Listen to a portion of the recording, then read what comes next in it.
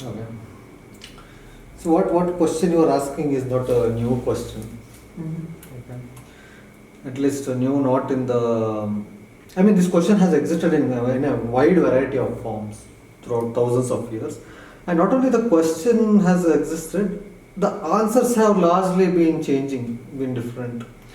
And I think in the future too. See, yesterday I spoke about the small letter T truths and capital letter T truths. Okay, so what is the purpose of life, if you ask? See, the purpose of life is more life. To be more life. Okay, that is the purpose of life. You said, what you asked is, okay, are we there here to help others? So, a disciple, not a disciple, a small child will be there. So everybody will be telling you should be good, you should help others. He'll be like, you should spend your life in selfless service and all that shit. So one day he'll ask his mother, she's like, okay, what is the purpose of my life? He said, it is your duty to be selflessly serve others. That is why God created you. So the son will ask, then why did God create the others? To get served by me? Is that the intention? So it's like, technically there is no compassion, selflessness in nature. Technically, at least on the larger context, there is no such thing as love and all that. Okay, between mother and child that is there, but generally, okay, if you're born abnormal, any life form, I'm not talking about human, there is no compassion to somehow keep this life going. Only humans do that. Okay, not always. Of course, these are very difficult decisions to make, but still, it's like. Nature won't be compassionate to, okay, let's give a chance, let's hope. No, if it doesn't work, it will end there. That is a good thing, in a way. Okay? But when it comes to human, it's, oh my God, such a big mess. We want to save this life form by, doesn't matter what torture it's going to take, how much money it's going to cost. It's not only about money, I'm saying. There's a life force within, right? That is suffering. We do the same things when we are at the end of our life as well. If a person has lived his full life, he's 80 years, he's 90 years old, this is not again a general prescription. But what I personally feel is why to in that ICU, all the tubes, it's opened here, liquid food, glucose. It's like life wants to live, but you are like holding on. Okay, if they're 30, 40 years, if there's okay, if they have life ahead of them, yes. And this wisdom should come to the patient. This is not a decision somebody else makes for him. That is very ugly, right? Everybody should come to this maturity. Okay, I have lived. Even if you live for another 3-4 days maybe in the same condition, it's not only suffering for that life form, for that person as well, for others. Everything is a trouble. We should create some spaces where people can die peacefully, die in a dignified way. Not by torturing them in the hospitals. That is the most ugliest way to die. And it is not wise to die amongst your family members as well, because you want to cling, you don't want to leave. Which is why in ancient India, as the person was approaching his old age, he used to go to Kashi during the last days of his life, because he doesn't want any attachment before he leaves the body. That is the primary reason people used to go. Not only to Kashi, Kashi was like the main thing, people used to go to many other pilgrimage places. So the purpose of life, the physical purpose of life is the same for humans, for all the other life forms as well. We all have to eat food, we have to drink water, we have to sleep. There's reproduction, there's self-defense, and we have to survive. This is the fundamental requirement by nature. By nature, we'll keep things simple. Upon that, when we became human, somehow, we spoke about the other day, so I hope we became self-conscious. Either ways, we became self-conscious. So upon that, fundamentally there are 4 realities. Not exactly 4 different, they are all of the same, but they are different hierarchy, you can say.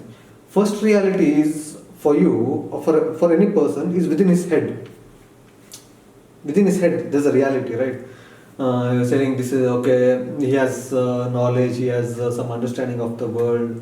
He has his ideas. He has his beliefs. All this make up his world. The second world is his immediate world. His family, his friends, his job, his career, the marketplace, education. This is the second reality. Okay, his immediate surroundings. Third reality is the collective world of the humankind. It's not only you, your family are existing. 7.8 billion other people are existing upon the planet as well. We have turned the whole land of the earth into a real estate. Right now, we are the dominant species, right? We attained the top of the food chain. So that is the third reality, the collective of all the inventions, all the discoveries. See, internet, you are one person, is connected to everyone, literally everyone. So other people in this collective world of humanity is the third reality. Fourth reality is of the nature of the existence, whatever you can call it. Okay.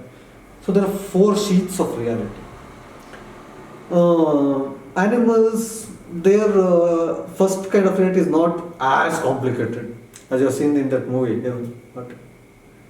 Absolutely anything. Mm-hmm. In that, you see, dog is only concerned about food. Biscuits, that's what he is worried about. Most life forms, see, they cannot look beyond the process of survival.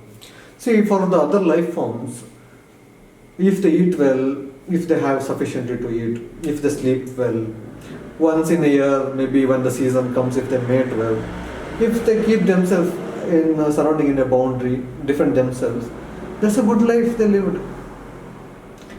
But the survival bar is 100 marks for them. If that is there, if they are physically healthy, fit, okay, that is good enough for them. But for humans, survival is only 35 marks. Just passing marks. Upon that, what you are, that's what makes you human. Not because of your eating, your fancy sex positions, no.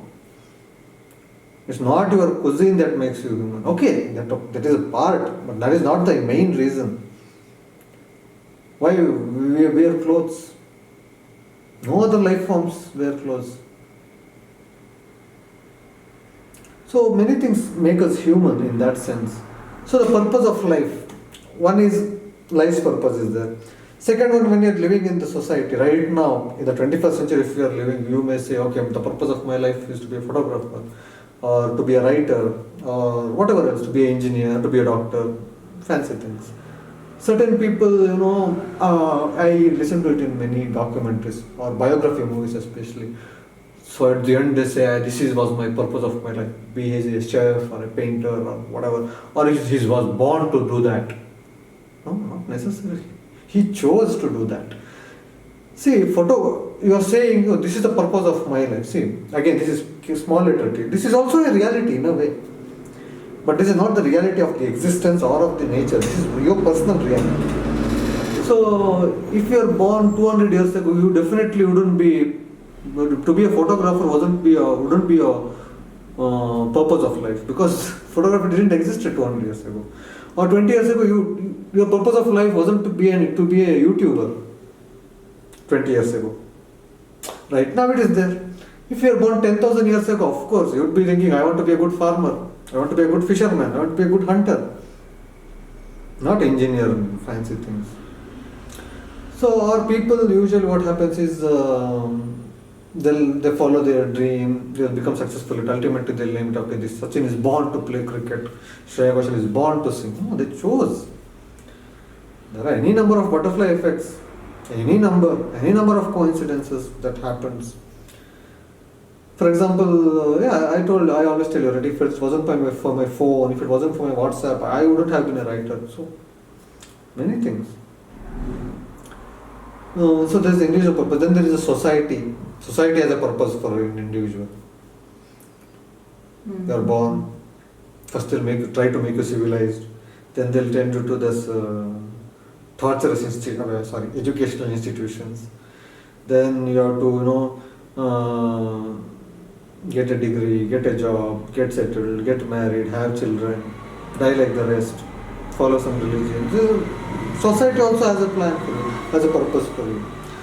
That's what makes us human. Being is like being animality is simple, quite simple lives, right? In a way, being divine is also simple. Okay, but being human, oh my God, very complicated to be a human being.